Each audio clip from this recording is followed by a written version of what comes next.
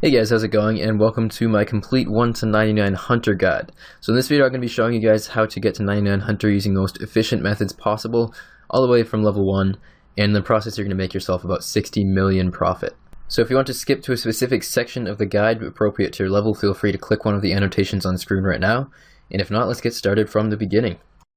So before we get into the actual training, I just want to point out the best place to get most of the items that you're going to need for training Hunter, which is Alex Hunter Emporium located in Yano, which is east of Castle Wars. Okay, so starting off with level 1 to 9 Hunter, you're actually going to be going to the Varrock Museum to complete the Varrock Museum quiz by talking to Orlando Smith in the Varrock Museum basement. This will probably take you around 20 minutes and rewards you with 1000 XP in Hunter and Slayer, so it saves you some of the low level Hunter grind and gets you straight up to level 9 Hunter.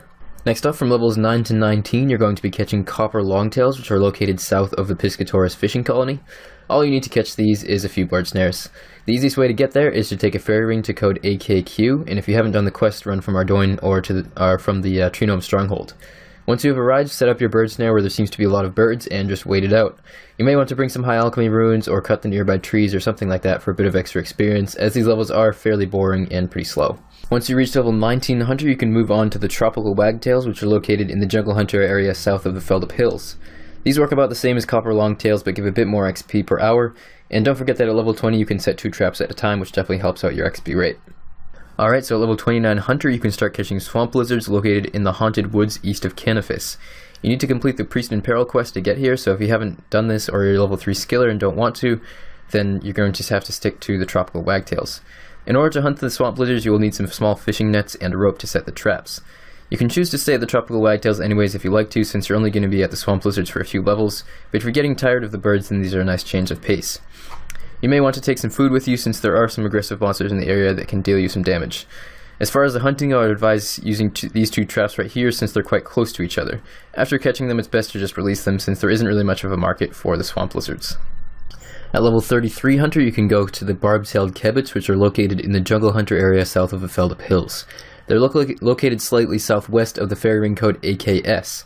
To hunt these, you will need a hatchet and a knife. Once you get there, chop down a jungle tree and set up a deadfall trap with the logs. While waiting to catch a kebit, go and chop more logs to be prepared. You can only set 1 deadfall trap at a time, so you may as well chop some logs while you're waiting to catch kebits. You won't be there too long, so if you prefer swamp lizards, you can stay at the swamp lizards, but after you get to 37 Hunter, you're just going to be moving on to a higher level deadfall trapping, so if you want to get used to it now, then you may as well go ahead and go to the jungle area. Alright, at level 37 Hunter, you can head over to the prickly kebits located in the Woodland Hunter area, which is south of Piscatoris fishing colony. You can use the fairy ring code AKS to get there. The process here is basically exactly the same as with the barbtail kebits, just a little bit higher XP. You just want to chop the trees in the area to use for setting the traps and wait for them to go into the trap. As with basically all low-level Hunter, it's kind of slow and boring, so you may want to bring some alks or something like that to keep yourself busy and getting some extra XP. This is the last bit of slow low-level Hunter though, so if you get yourself to 43, then you've made it through the most annoying part of the skill, and you're going to be moving on to some faster XP and faster levels. Next up, at level 43 Hunter, you can start doing falconry, which is when the Hunter starts to get a little bit better as far as XP per hour. To get to the falconry enclosure, head to the Woodland Hunter area using the fairy ring code AKS, and then run east. You will need to pay Matthias 500 GP to use his falcon, and you shouldn't bring any weapons, shields, or gloves since you can't equip them while doing falconry. You'll be catching the spotted kebits until level 57 Hunter when you can start catching the dark kebits, but the method is exactly the same for both of them. Alright, so once you hit falconry is when efficiency starts to matter a little bit more, and your training method is a little bit more important than it was with previous levels, you know. With lower level Hunter, you basically just have to sort of get through it. It's kind of boring, it's kind of annoying, you don't really get much out of it, and it's fairly slow. But, you know, you just have to kind of do it and wait it out. But once you get to falconry, XP starts to get pretty fast, and you also need to focus a little bit more and just, you know, keep yourself efficient. So, as you can see, what I'm doing here as far as catching the actual spotted kebits is I'm just camping 2 of the spawns. So with static spawns, they respawn extremely fast, and you can just stay there and wait on the 2 spawns. And what I'm using is mouse keys to drop the hide, and then I'm just burying the bones. So it actually is pretty decent if you're low-level prayer. You can get a few prayer levels while training your Hunter, and it's basically just free prayer XP. And it's easier to bury the bone than it is to drop it, so you may as well just bury it unless you're level 3, and in that case I guess you just have to drop it.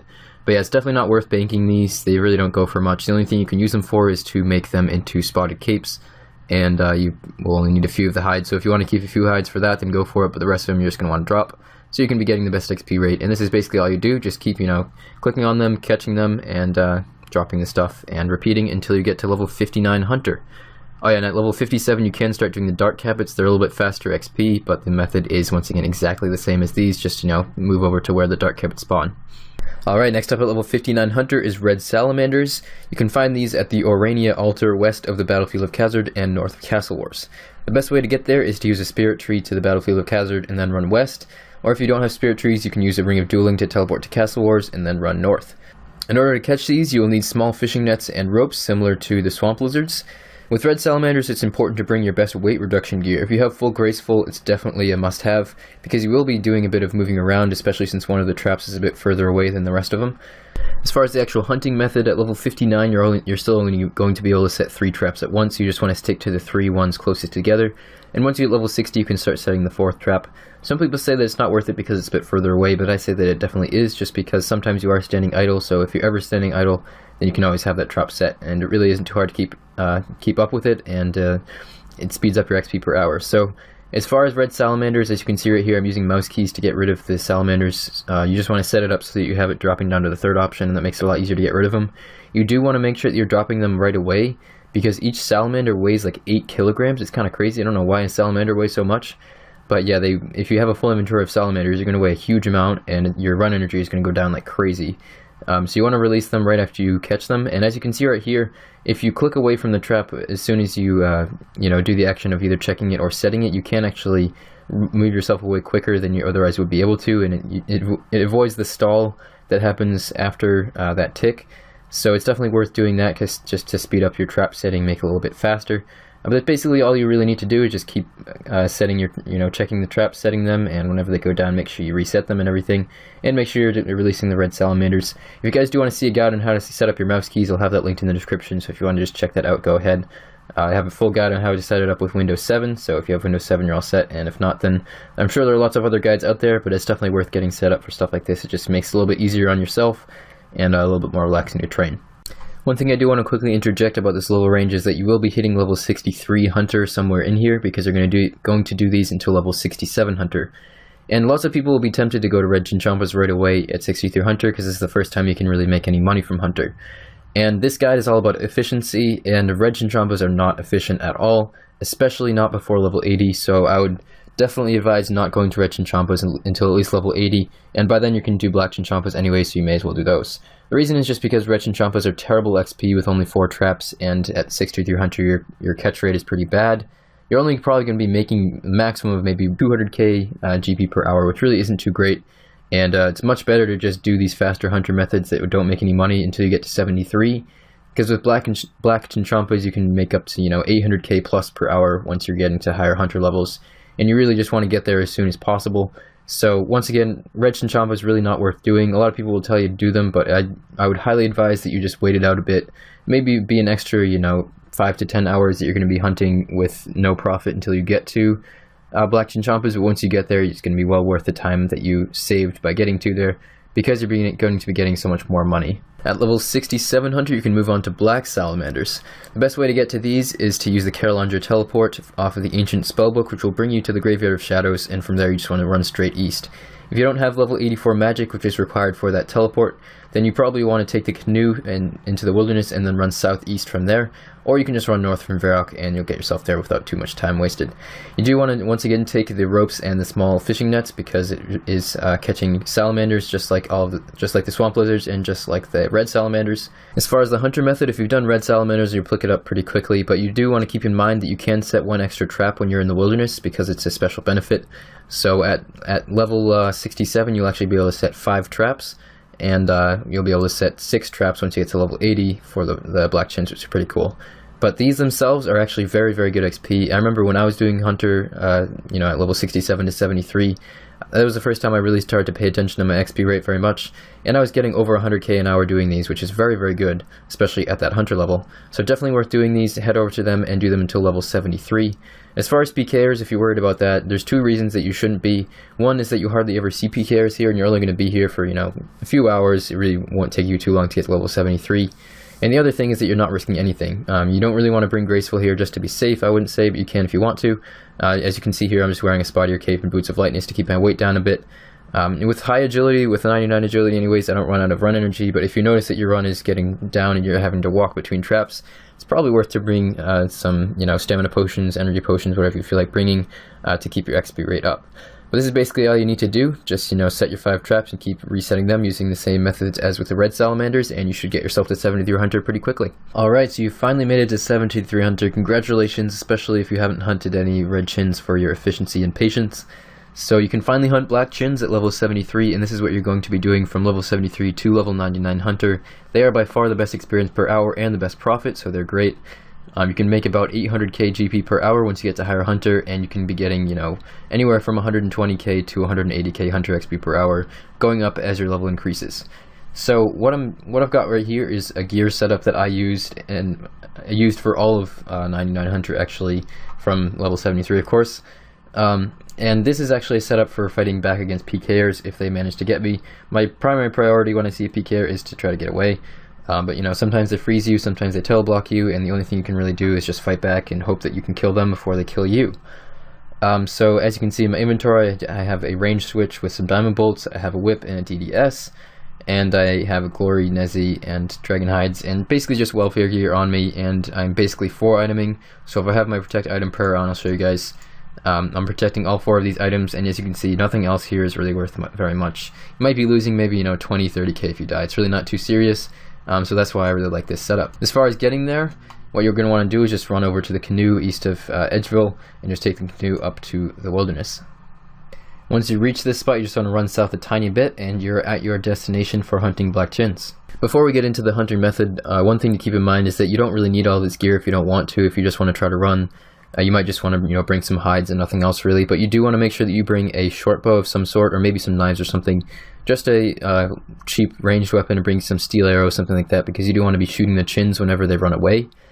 So as you can see right here, this is my preferred trap setup, and there are a couple others that work pretty well also, but this is my favorite personally.